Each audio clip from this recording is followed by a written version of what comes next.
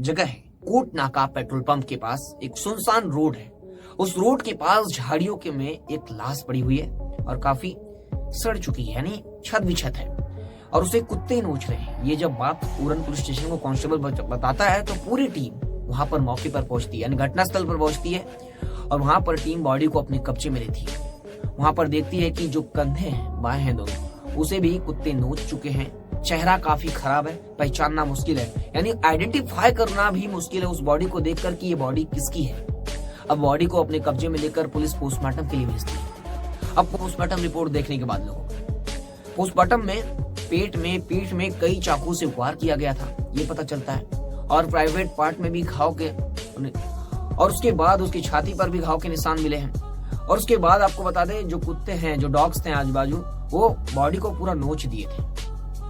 और उसके बाद अब परिवार वालों को बुलाया जाता है, क्योंकि एक ही लड़की मिसिंग हुई थी और ये मामला काफी अपने आप में सनसनी फैला हुआ है उस इलाके में।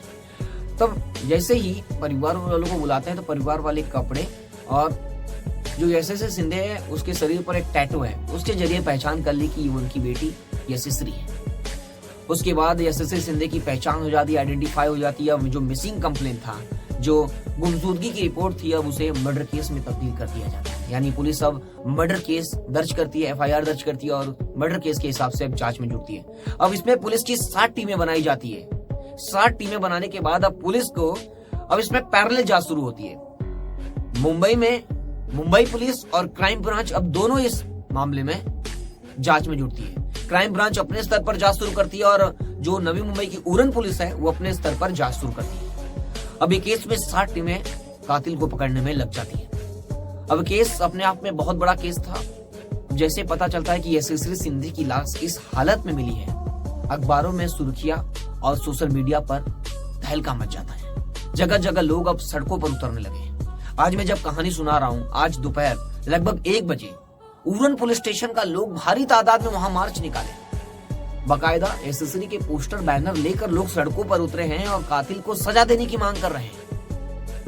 अब आगे बताते हैं आपको इस केस में हुआ क्या। यशस्वी सिंधे लापता हुए अब उसको 2 दिन हो गए हैं, लेकिन कातिल अभी तक पकड़ा नहीं गया है। यशस्वी सिंधे की बॉडी मिल चुकी है और बॉडी में काफी बेरहमी से हत्या की गई है और सारी हैवानियत पार की गई है इस यानी यशस्वी सिंधे के साथ। अब जगह जगह लोग अपने तरह से बयानबाजी कर रहे हैं। अब नेताओं की बयानबाजी आने लगी है और लोग भी सड़कों पर उतर रहे हैं। तो इस केस में से नवी मुंबई और मुंबई में सनसनी फैली हुई है। अब इस केस में क्या होता है कि पुलिस अब उसका कॉल डिटेल निकालती है, यानी यशस्वी सिंधे के मोबाइल का कॉल डिटेल निकालती है। कॉल डिटेल निकालती है तो उसके अंदर कई नंबर आते हैं, कोई रिश्तेदार, कोई फ्रेंड्स, कोई परिवार वाले, लेकिन उसके अंदर एक नंबर था जिसमें कई घंटों तक बात हुई है। वो नंबर कर्नाटक का है। कर्नाटक का एक नंबर मिलता है। फिर पुलिस उसके बारे में डिटेल निकालती है और परिवार वाले से पूछताछ करती है तो एक शख्स का नाम सामने आता है, दाऊद शेख नाम का। अब दाऊद शेख पर पुलिस की पूरी जो शक की सुई है वो उसकी तरफ घूम जाती है कि कहीं ना कहीं दाऊद का हाथ हो सकता है इस केस में। अब जब दाऊद के बारे में जब पुलिस कुंडली निकाल दी तो एक नई कहानी और एक नए ट्विस्ट इस केस में सामने आए हैं। जो दाऊद है वो कर्नाटक का रहने वाला है। दाऊद शेख वो कर्नाटक का रहने वाला है और 2018 में वो मुंबई यानी नवी मुंबई में आया था और एक ड्राइवर ही करता है, यानी ड्राइवर है वो। और वो ड्राइवर होने के बाद 2018 में जब वो आया, 2018 में ही वो यशस्वी सिंधे से कांटेक्ट करने की कोशिश करने लगा, यानी उसे फुसलाने या बहलाने लगा। फिर धीरे धीरे यशस्वी सिंधे को उसने बहला लिया। उसके बाद ये दोनों में कांटेक्ट हो गया, यशस्वी सिंधे के साथ और दाऊद के साथ 2018 में। फिर 2019 में जो दाऊद है वो यशस्वी सिंधे के साथ शारीरिक शोषण भी किया है, ये भी सामने आता है। नवभारत टाइम्स की एक रिपोर्ट में जब हमने पढ़ा और रिसर्च किया तो उसमें पता चला कि जो दाऊद है 2019 में जो यशस्वी सिंधे उसके साथ शारीरिक शोषण भी किया था। उसके बाद पुलिस ने मामला भी दर्ज किया, यानी परिवार वाले गए और पोक्सो के तहत मामला दर्ज हुआ था। यानी आज यशस्वी सिंधे 20 साल की थी, यानी आज से 2018 या 2019 में वह 14 से 15 साल की थी, यानी नाबालिग लड़की के साथ उसने शारीरिक शोषण किया था। इसके तहत उसको पॉक्सो के तहत पुलिस ने मामला दर्ज किया था और उसे जेल हुई थी। जेल में सजा काटने के बाद वो जेल से बाहर आया और फिर यशस्वी के पीछे लग गया। यशस्वी के पीछे लगने के बाद फिर उसे परेशान करने लगा और दोनों एक दूसरे के कांटेक्ट में रहे।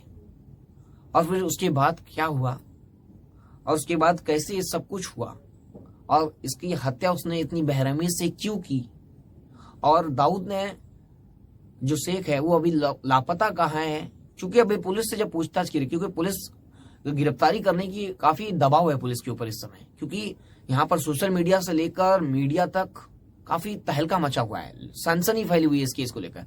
अब तो मीडिया के ऊपर जो खबरें चल रही हैं, पुलिस के ऊपर लगातार दबाव बढ़ता जा रहा है। आज लोग भी पुलिस स्टेशन पहुंचे तो पुलिस का कहना है कि पुलिस हर संभव कोशिश कर रही है कातिल को गिरफ्तार करने में, यानी दाऊद को गिरफ्तार करने में पुलिस अपनी पूरी कोशिश कर रही है। पुलिस की 7 टीमें उसको पकड़ने में लगी हुई है, लेकिन अभी तक गिरफ्तार नहीं हो पाया। और दाऊद की अभी तक गिरफ्तार ना कर पाने से लोग मार्च निकाल रहे हैं।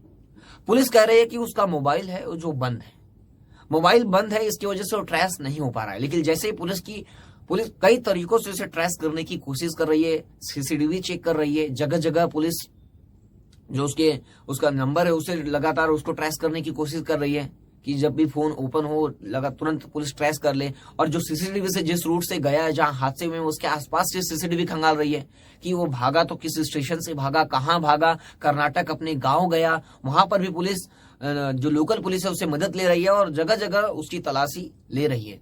लेकिन वो अभी तक पुलिस के हाथ नहीं लगा है। लेकिन पुलिस अपनी हर संभव कोशिश कर रही है कि जल्द से जल्द उसकी गिरफ्तारी हो, क्योंकि ये मामला काफी बढ़ता जा रहा है।